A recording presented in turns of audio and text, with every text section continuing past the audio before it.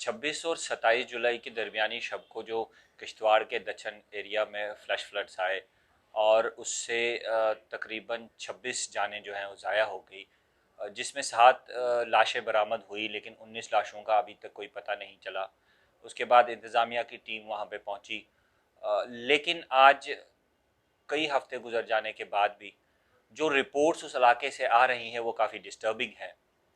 Disturbing in the sense कि हमें उम्मीद थी कि इतना बड़ा सानहा और इतनी इंसानी जानें जहाँ पे ज़ाया हुई हैं, ऑलमोस्ट 70% उस गांव का जो है बिल्कुल तबाह बर्बाद हो गया है, मकानात ख़त्म हुए हैं, ज़मीन ख़त्म हुई है और कोई घर ऐसा नहीं है उस गांव में जहाँ पे मातम नहीं है। हमें उम्मीद थी कि इसके बाद जो है वो लेफ्टिनेंट गवर्नर साहब जो है वो इस इलाके में खुद जाएंगे, ताकि एक तो कंडोलेंस होती है जो जिस पे बीती है, जिसके बच्चे मारे जा चुके हैं या जिसकी माँ बाप लापता हैं, वो तो वापस नहीं आ सकते, लेकिन हमें ये ऐसा लगता था कि एलजी साहब जो है उनकी ढारस बंधाने के लिए वहाँ पे खुद जाएंगे। लेकिन बड़े अफसोस के साथ कहना पड़ता है कि शायद उन्हें वो 26 जाने जो है वो ज़्यादा बड़ी नज़र नहीं आ रही, इसलिए वो वहाँ पे इलाके में गए नहीं। और इससे बड़ा सदमा ये कि इस इलाके से जो मेंबर पार्लियामेंट है, जो इस वक्त जो प्राइम मिनिस्टर ऑफिस में बैठे हैं डॉक्टर जितेंद्र साहब, वो इस इलाके से मेंबर पार्लियामेंट है। एक सिंगल ट्वीट जो है उन्होंने कंडोलेंस के नाम पर किया है। मैं कहता हूं कि ये लोग सीने में दिल रखते हैं या नहीं रखते हैं। और दक्षिण में से 70 to 80% वोट इन्हीं मेंबर पार्लियामेंट को मिला है। भरोसा करके जो है, चाहे नरेंद्र मोदी के नाम पे, चाहे भारतीय जनता पार्टी के नाम पे या डॉक्टर जितेंद्र सिंह के नाम पर, 70 to 80% वोट इस दक्षिण एरिया ने इस डॉक्टर जितेंद्र सिंह को दिया। लेकिन आज भी एक सिंगल ट्वीट के अलावा जितेंद्र सिंह साहब ने उन लोगों के लिए कुछ भी नहीं किया। शायद ये बात है कि डॉक्टर जितेंद्र सिंह को लगता है कि मरने वाले गुलाम रसूल है, आमिना है, तारिक है, गुलाम मोहम्मद है, तो शायद उनसे कोई एफिलिएशन जो है वो डॉक्टर जितेंद्र सिंह को नहीं है। और हम खुद उस इलाके में, मैं 3 दिन बैठा हूं, उसके बाद जब वापस आया तो हमें लगता था कि इंतजामिया की तरफ से फौरी तौर पर इनको इमदाद दी जाएगी। बहुत बड़े बड़े दावे किए गए, लेकिन आज जब वहां से रिपोर्ट्स आ रही हैं, लोकल जो है वहां पे जो विक्टिम फैमिलीज हैं, जो सफरर्स हैं, उनसे बात हुई है, तो पता यह चलता है कि 7 घर या 7 कुंबे जिनकी बॉडीज, जिनके जो मरने वाले हैं उनकी बॉडीज रिकवर हुई है, उनको रिलीफ के नाम पर 5-5 लाख रुपया दिया गया। लेकिन जो 26 घर हैं उनको सिर्फ 10-10 हजार रुपए और एक चावल की बोरी जो है रिलीफ के नाम पर इंतजामिया की तरफ से दी गई है।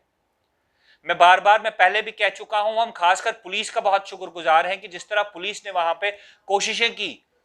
चलिए लाशें निकली ना निकली, लेकिन लोगों को लगा कि इंतजामिया कहीं है। जिला इंतजामिया भी अपनी तरफ से कोशिश कर रही है, लेकिन उनके हाथ तो बंधे हुए हैं। जब तक सरकार फंड्स नहीं प्रोवाइड करती, जब तक सरकार कोई broader perspective border plan provide नहीं करती, तब तक जिला इंतजामिया भी कुछ नहीं कर सकती।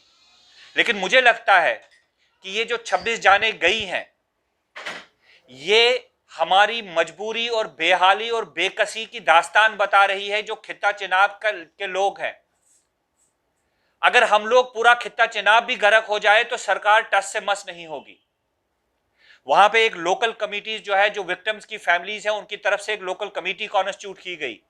उस कमेटी की तरफ से डिविजनल कमिश्नर साहब जब मौके पे आए तो उन्होंने 11 पॉइंट नुकाती प्रोग्राम, नुकाती डिमांड जो है उनके सामने रखी, जिसमें जो फैमिलीज विक्टिम है उनके बच्चों को नौकरी इमीडिएट प्रोवाइड करना ताकि वो सस्टेन कर पाए families, immediate relocation of the families वहां पे रह नहीं सकती, वहां कोई टेम्परेरी परमानेंट स्ट्रक्चर बन नहीं सकता, उनको इमीडिएटली रिलोकेट करके दूसरी जगहों पे करना था।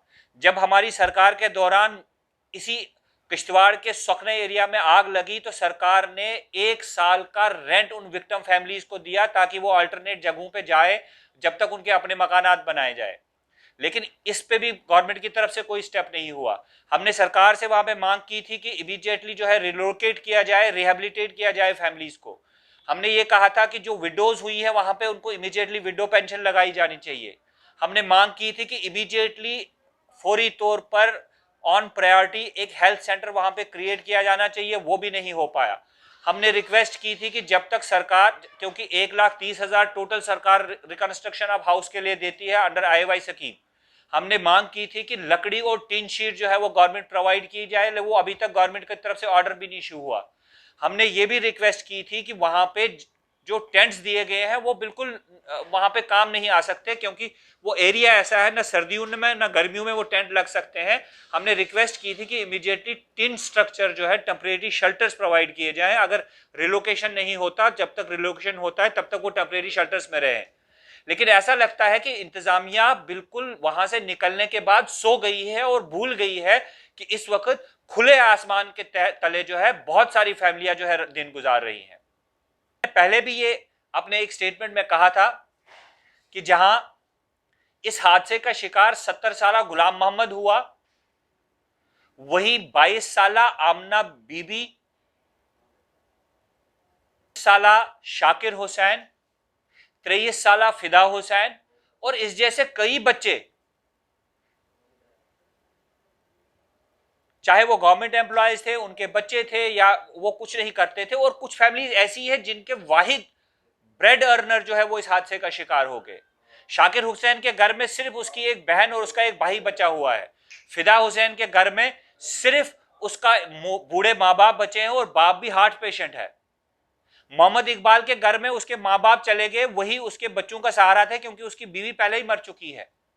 मोहम्मद इकबाल जो खुद एक बैंक कर्मचारी हैं, उसके 2 बच्चे गुजर चुके हैं, लेकिन फिर भी वो गांवों के लिए लड़ रहे हैं, खड़े हैं। हर घर में वहां पे मातम छाया हुआ है, लेकिन बहुत नाउमीदी है सरकार की तरफ से, एडमिनिस्ट्रेशन की तरफ से, जो इन लोगों को खुदा के रहम करम पर छोड़ दिया गया है। मैं फिर से एक बार इंतजामिया से और खासकर लेफ्टिनेंट गवर्नर से अपील करता हूं कि वो बिना किसी झिझक के और बिना किसी देरी के इमीडिएटली उस इलाके में जाएं, उन लोगों की प्रॉब्लम सुने, उन लोगों की डिमांड सुने और इमीडिएटली उनको रिहेबिलिटेट और रिलोकेट करने की कोशिशें की जाए। और मैं फिर से एक बार कंडेम करता हूं भारतीय जनता पार्टी की जो दास्तानें, जो बातें वो करते हैं, आज ये उस इलाके का है, कल दूसरे इलाके में भी होगा, वो सामने नहीं आएंगे। जो रोल वहां के मेंबर पार्लियामेंट का रहा है, वक्त आएगा जब इस इलाके के लोग उसका जवाब देंगे। और इस साथ साथ मेरी पब्लिक से भी एक रिक्वेस्ट है, हम सबका एक इंडिविजुअल रिस्पॉन्सिबिलिटी भी है। वहां के लोकल रेजिडेंट्स की तरफ से एक कमिटी कॉन्स्टिट्यूट की गई है फॉर रिलीफ एंड रिहेबिलिटेशन। जो विक्टिम फैमिलीज हैं, उनके जो घर के बड़े बचे हुए हैं, वो उस कमिटी का हिस्सा है और उनकी तरफ से एक अकाउंट भी क्रिएट जम्मू कश्मीर बैंक में किया गया है। मैं सबसे आपकी तरफ से रिक्वेस्ट करूंगा कि बढ़ चढ़ कर कोशिशें की जाए कि हम इन लोगों तक पहुंचे और रिलीफ असिस्टेंस जो है, कैश असिस्टेंस इन लोगों तक पहुंचा पाए, क्योंकि मुझे नहीं लगता कि सरकार बहुत जल्द इनके लिए कुछ करने वाली है और हम सब की ये इंडिविजुअल रिस्पॉन्सिबिलिटी है। ये अकाउंट नंबर है 0314001005610। ये है rehabilitation and relief committee of हौजर दच्चन के नाम पर। मैं रिक्वेस्ट करूंगा सबसे कि वो बढ़ चढ़ कर इन लोगों की मदद के लिए सामने आए, ताकि जो लोग ये खुले आसमान के नीचे बेयारो मददगार बगैर किसी सहारा के बैठे हुए हैं, मैं आप सबसे दरख्वास्त करूंगा कि आप उनका सहारा बने। बहुत बहुत शुक्रिया।